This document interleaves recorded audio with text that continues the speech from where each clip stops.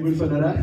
Pagi. Yeah, come on. Baik, senang bisa kembali di Every Nation Serpong. Di awal bulan Juli, saya menghadiri Youth Conference di Malaysia. Mungkin bisa langsung di slide aja kali ya, dibantu slide aja. Thank you. Dan ini beberapa foto-foto. Ini beberapa foto-foto dari Every Nation Malaysia. Mereka memberi salam kepada kita di Every Nation Serpong. Dan saya di-hosting oleh anak-anak muda di ENC Malaysia. Dan saya sangat terberkati oleh hati anak-anak muda ini. Yang umur 20-an, yang masih mahasiswa, yang masih ngampus. Mereka menjadi host saya, dan mereka sudah menjadi kakak-kakak dan life group leaders dengan teens yang ada di gereja. Dan kemarin ini, kita ada Generations Conference. Kita ada Generations Conference di Surabaya. Dan lebih dari 300 peserta anak muda dari seluruh Indonesia berkumpul untuk diperlengkapi dengan berita Injil. Dan sangat terberkati juga dengan Bapak Ibu Saudara yang sudah support, yang sudah mendukung peserta-peserta dan anak-anak muda yang dari ENC Serpong ini untuk pergi ke conference ini. So we just want to say thank you Bapak Ibu Saudara yang sudah mendukung kami. Saya percaya beberapa hari di conference ini tersebut juga sangat life-changing bagi peserta-peserta yang hadir. Dan kita juga di gereja lokal Serpong akan merasakan dampak dari generations ini, amin. Amin. Menyambung dengan ini, kita memulai seri khotbah yang baru berjudul What Shapes Us. Apa yang membentuk kita sebagai jemaat? Apa yang membentuk kita sebagai jemaat Every Nation Serpong? Dan apa yang membentuk kita sebagai jemaat gereja Kristus? Setiap organisasi ada misi dan visi. Dan kalau kita lihat di website, biasanya kalau kita lihat websitenya business, corporation, atau apa itu, kita bisa lihat ada about us, dan kita bisa klik about us, dan kita melihat visi, misi, core value, dan lain-lainnya. Sama juga seperti gereja ada yang namanya visi misi, tetapi juga ada yang namanya statement of faith.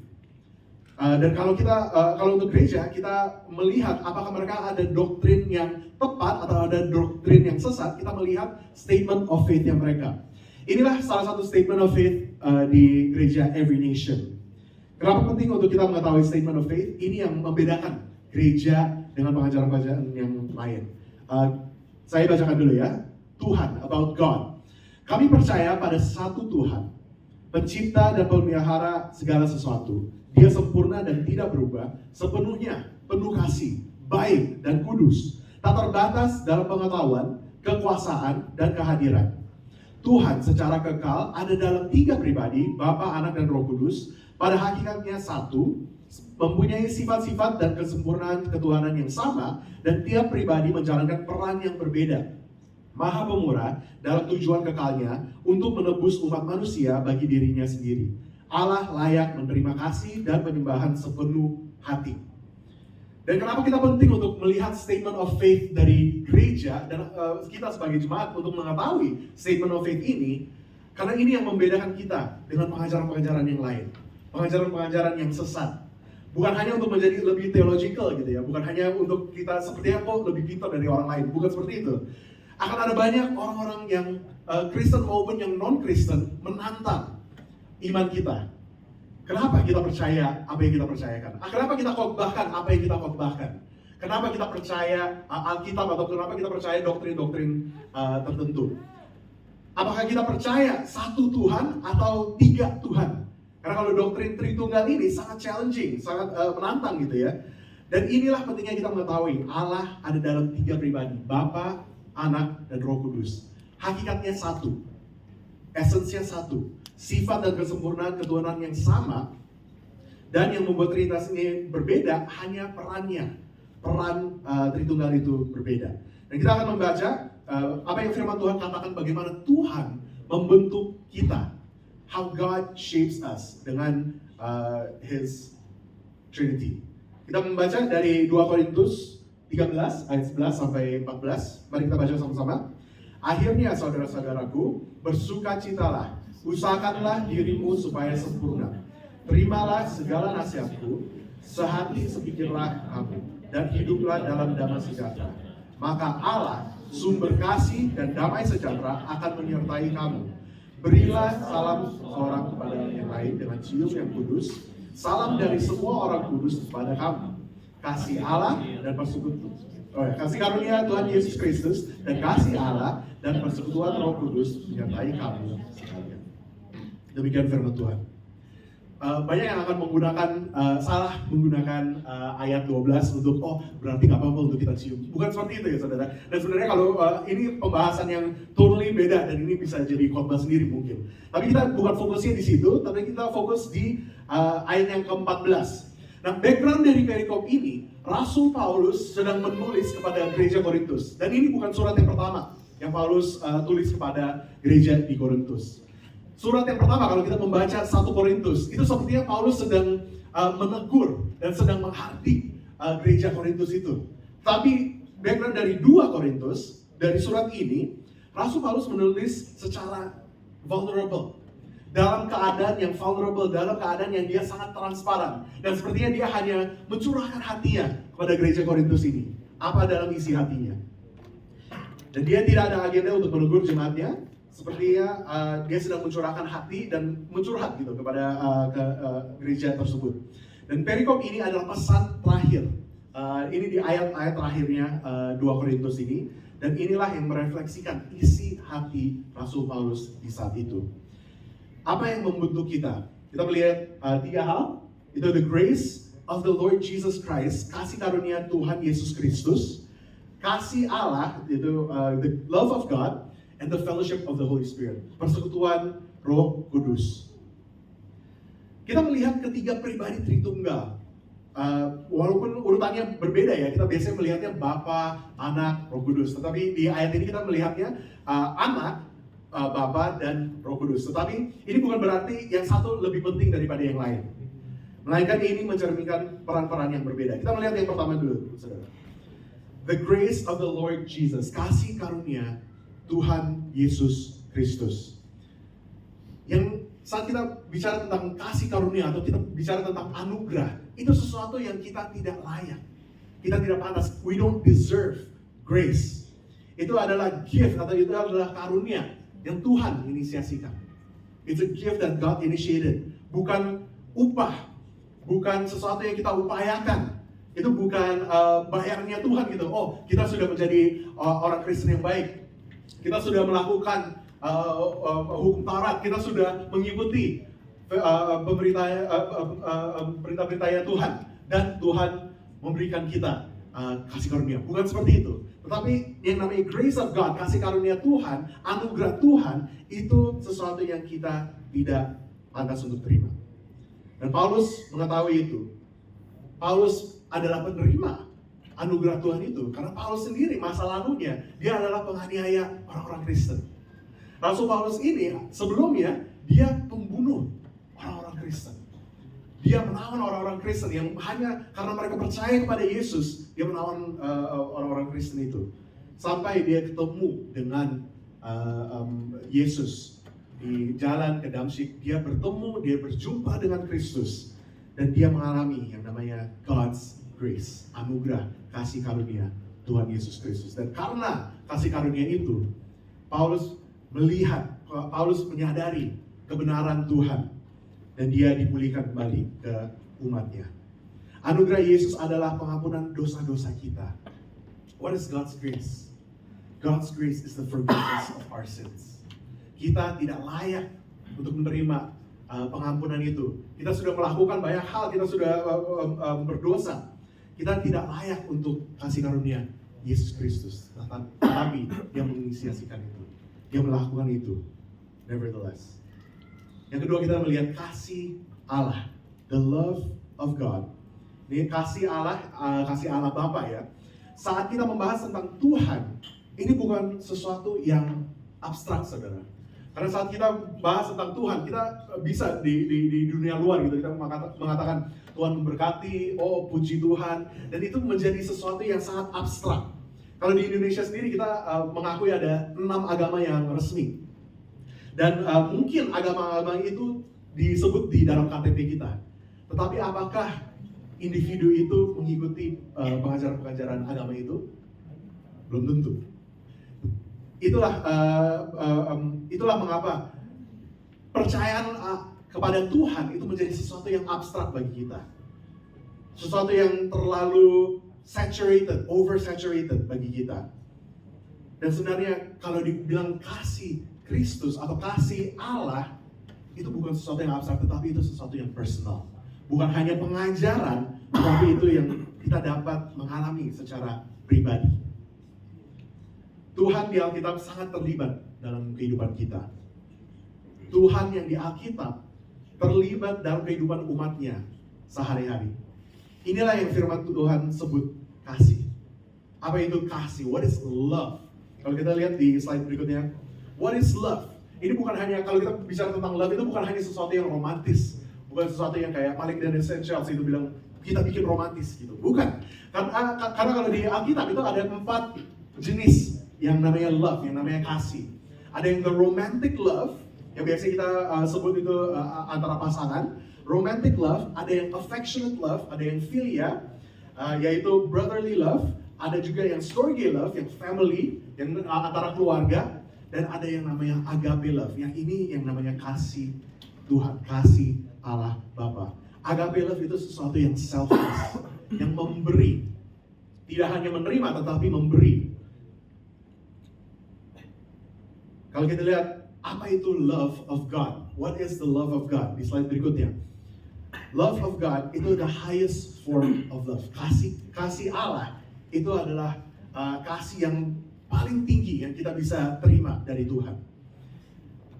Kasih Allah is unconditional.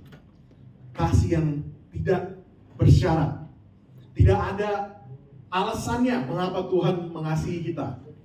Biasanya gitu kalau kita ditanya gitu, kalau yang udah punya pasangan di sini, kita bertanya pada pasangan kita gitu, kenapa? Kenapa kamu sayang sama aku? Kenapa kamu, why do you love me? Gitu. Pernah ada yang tanya gitu nggak? Suami atau dari istri gitu.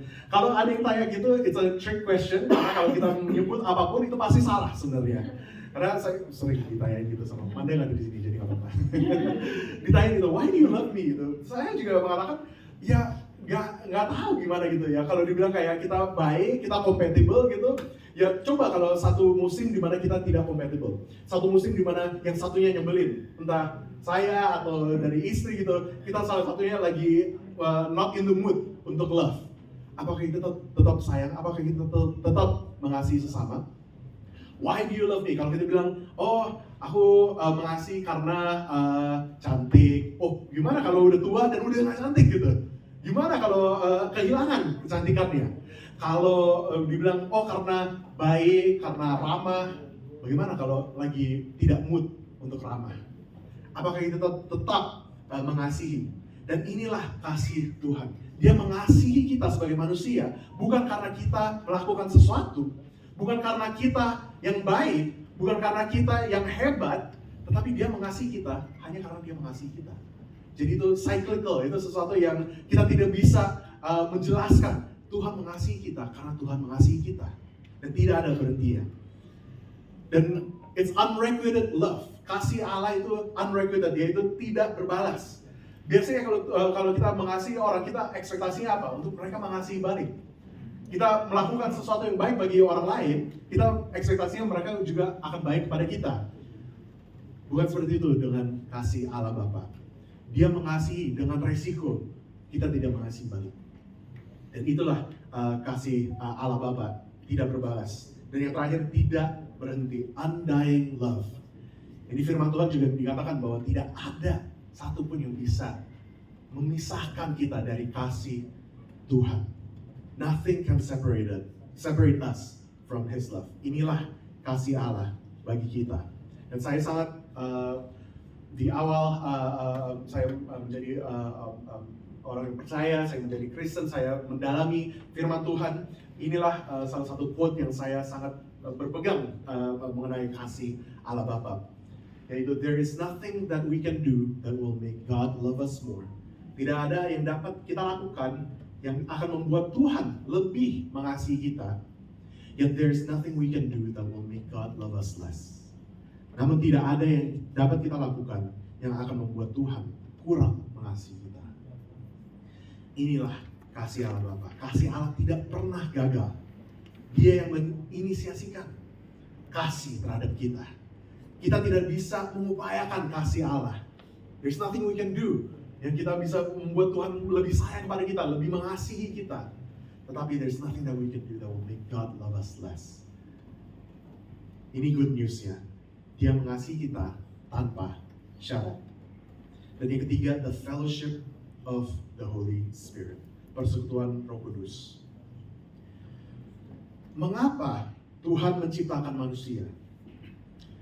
Apakah Tuhan tahu bahwa manusia itu ada resikonya dia akan memberontak pada Tuhan? Apakah dia membutuhkan orang lain? Apakah Tuhan membutuhkan manusia? No. He is complete in fellowship with himself. Dia tidak membutuhkan kawan-kawan lain di dalam persekutuannya.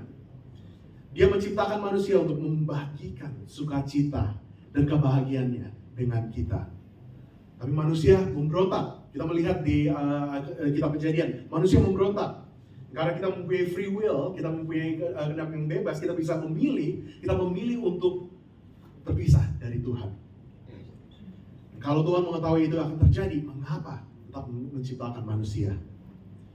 Sebenarnya ini tidak ada jawaban yang definite. There's no definite answer kepada ini sampai kita bisa bertemu dengan Tuhan dan kita menaikkan kepada Tuhan sendiri. Apa? Kenapa Tuhan menciptakan kita kalau Tuhan tahu kita memberontak? Tetapi inilah kebenarannya. God considers us worth it.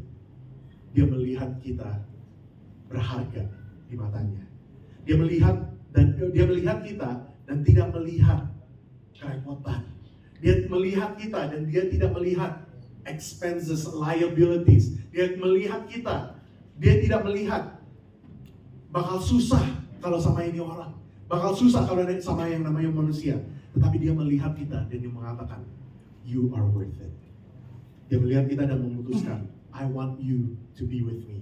Aku ingin bersamamu, kata Tuhan. Dan di dalam Roh Kudus, kita mempunyai persekutuan itu. Yang namanya persekutuan itu sesuatu yang seperti kayak VIP privilege gitu ya. Kalau kita lihat next picture-nya, VIP privilege, mungkin beberapa dari kita sini sudah pernah mengalami yang namanya VIP privilege. Saya ingat di 2017 kita ada conference yang besar di Philippines, di Manila. Dan saya diminta untuk menjadi salah satu MC-nya. Padahal MC hanya di satu sesi dan hanya beberapa detik saja. Dan di conference itu saya dapat backstage pass. Dan backstage pass itu saya dapat ketemu dengan pembicara-pembicara ya. Ketemu dengan pastors-nya, ketemu dengan music team, worship leader. Dan saya merasa, wow, kok rasanya jadi kayak orang penting gitu ya. Padahal cuma MC beberapa detik doang gitu. Tapi merasa kayak, wah, this is a VIP privilege. Tetapi itulah yang kita dapat di dalam persekutuan Allah. This is what we get saat kita ada di dalam Tuhan. Saat kita ada di dalam persekutuan Roh Kudus. We share in His love. Kita berbagi di dalam kasih-Nya. Kita berbagi di dalam sukacitanya. Kita mengalami sukacita dan kebahagiaannya. Kita mengalami pemenuhan dalam kasih-Nya. Karena Roh Kudus yang mengubah hati kita. Kita yang dulunya manusia lama, kita yang dulunya manusia yang intentionnya jahat, naturnya jahat.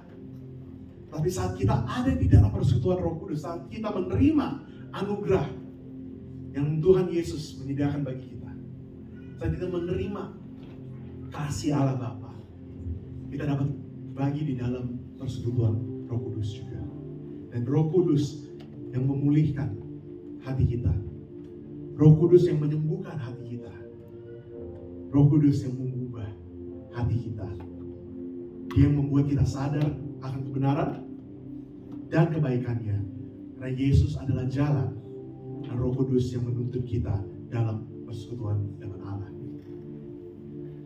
Grace of the Lord Jesus, love of God the Father, fellowship of the Holy Spirit. Kasih karunia Tuhan Yesus, kasih Allah, persekutuan Roh Kudus. Inilah yang membentuk kita sebagai jemaat. This is what shapes us. Full Life Commentary mengatakan bahwa jika ketiga kenyataan ini, karunia, kasih, persekutuan, merupakan berkat yang tinggal di dalam diri kita, maka keselamatan kekal kita sudah pasti. Kalau kita melihat kasih karunia, kasih Allah, persekutuan Roh Kudus ada dalam hidup kita, kita mengalami itu, Bukan hanya di satu momen, tapi hari demi hari kita mengalami itu. Maka keselamatan kekal kita sudah pasti. Saudara, kita semua datang dari latar belakang yang berbeda. Kalau dibilang demografis, kita demografisnya beda. Tetapi kita disatukan karena ini. Kita disatukan karena kasih karunia Yesus Kristus. Kita disatukan karena kasih Allah Bapa. Dan kita disatukan karena persekutuan Roh Kudus. Ini yang membentuk kita. Inilah yang menyatukan kita. Bukan hanya dengan sesama anggota gereja di Every Nation atau di Every Nation Serpong atau Indonesia, tetapi ini yang menyatukan kita dalam gereja besar, yaitu tubuh Kristus. Apakah kita siap untuk menerima ini? Apakah kita mengizinkan Tuhan untuk bekerja dalam hati kita, untuk kita mengalami kasih, untuk kita mengalami kasih karunia, kasih Allah Bapa dan persekutuan Roh Kudus?